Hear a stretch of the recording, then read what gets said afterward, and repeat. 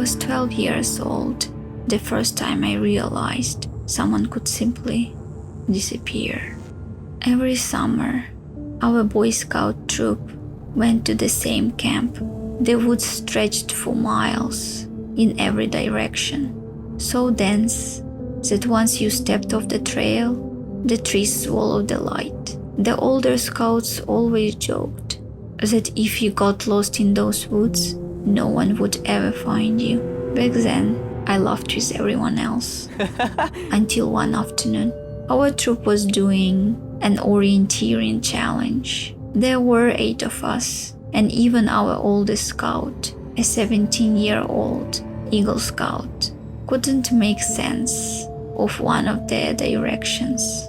We stood there, arguing over the map for several minutes before someone noticed a man quietly watching us from between the trees. He wore an old Boy Scout leader's uniform, unlike anything I had ever seen. Everything about him looked outdated. The patches, the hat, even the colors had a faded look, like they belonged in an old photograph. He smiled warmly.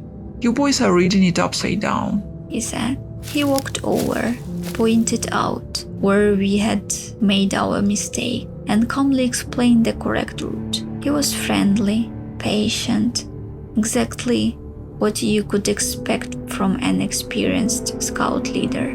We thanked him and continued down the trail. After maybe 20 seconds, something made me look back. The trail behind us was empty. No footsteps, no movements, no sound of someone walking away. Just trees. I nudged my best friend beside me. "Where did he go?" He looked back too. "I don't know." We assumed he had stepped off the trail into the woods. Maybe he was one of the volunteers helping with the course. It seemed like the only logical explanation. When we finally returned to camp, our counselor asked how the challenge went. The oldest scout mentioned that confusing section and casually thanked the volunteer who had helped us. The counselor frowned. "What volunteer? What are you talking about?" The scout leader in the woods. "There wasn't anyone stationed on the course today." We all started describing him. The old uniform, the hat, his age.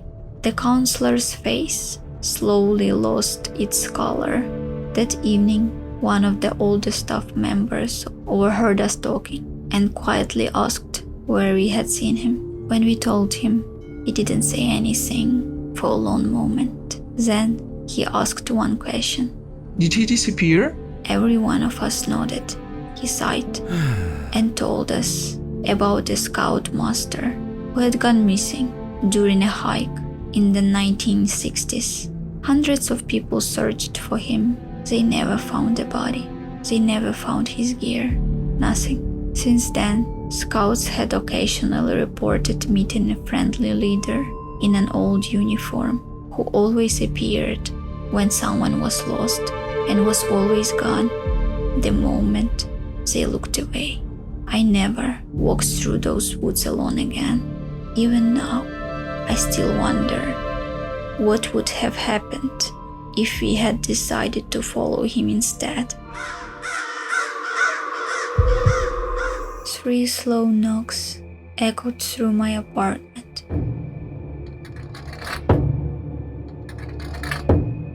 I glanced at the clock beside my bed.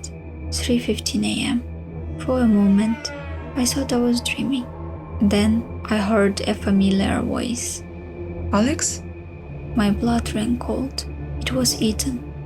That should have been impossible. Ethan had disappeared exactly 1 year ago. The police searched for weeks before giving up. They never found a body. No backpack, no footprints, nothing. Another knock. "Open the door." This time, David spoke. "We have been waiting." I sat frozen in the darkness. Tonight was the anniversary of our camping trip. I had spent the entire evening trying not to think about it. Apparently, something else remembered. I slowly walked into the hallway and looked through the peephole. 2 men stood outside. Their heads were lowered. Their clothes were soaked with mud. I instantly recognized the faded green jackets we had worn on our trip. Neither of them moved. Neither of them looked up. I stepped away from the door, my heart pounding. When I looked again, the hallway was empty. A year earlier, Ethan, David and I decided to spend the weekend camping deep in the mountains. We wanted a break from work. No phones, no traffic, no people. Ethan had found an old hiking trail mentioned in an abandoned camping forum. It wasn't on any tourist map. That made it sound even better. The first day couldn't have been more normal. We laughed, cooked over a campfire, took pictures. By sunset, I had already filled half of my camera's memory card. That night, while everyone slept, I reviewed the photos. One of them made my stomach tighten. Between 2 pine trees stood a tall figure, so thin it almost blended into the trunks. I didn't remember seeing anyone. I looked outside the tent. Nothing, just darkness. I convinced myself it was a trick of the light and went to sleep. The next morning, the forest felt different. The birds had disappeared. There wasn't a single insect. Even the wind had stopped. It wasn't peaceful. It felt wrong. We packed our gear earlier than planned. Nobody wanted to admit it, but we all wanted to leave. Hours passed, yet we kept finding the same broken tree, the same rock, the same narrow stream. It was as if the forest refused to let us go. Late that afternoon, Ethan suddenly stopped. He stared into the woods. His voice barely came out. Don't look. Of course, we did. About 50 feet away stood the same impossibly tall figure. It didn't move. It simply watched us. Then it slowly tilted its head. I had never seen anything smiled so slowly.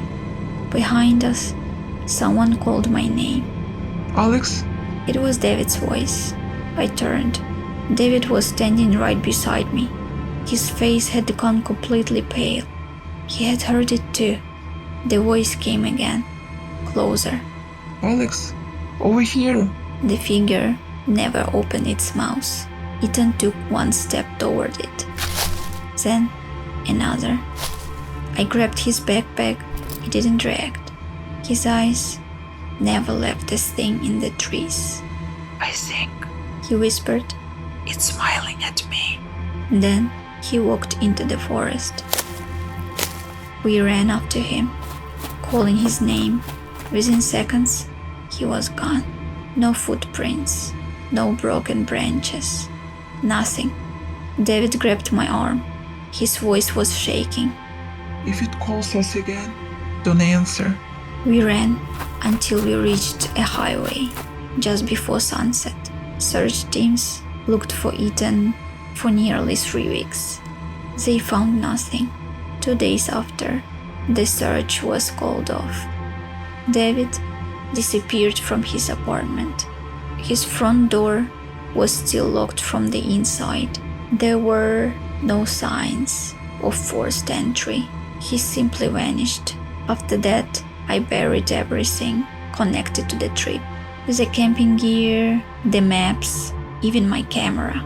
I told myself I would never think about that forest again. Until tonight, I stayed awake until sunrise. No more knocks came, no more voices. As the first morning light filled the hallway, I almost laughed at myself. Maybe it had just been the anniversary Maybe grief had finally caught up with me. I grabbed my keys and opened the front door. Something was lying on the welcome mat. A photograph, old, slightly faded. The moment I picked it up, my heart stopped. It was the picture I had taken on our first night in the forest. The one I was certain I had deleted. The three of us stood around the campfire, smiling. Behind Ethan stood the tall figure between the trees. But that wasn't the worst part. The last time I saw that photograph, there had only been one figure. Now, there were three. One behind Ethan, one behind David, and one standing directly behind me. I don't know who left that photograph outside my apartment. I don't know why it appeared exactly 1 year after Ethan and David disappeared. Maybe it was a warning. Maybe it was a reminder. Or maybe it means the forest finally came back for me. Alex?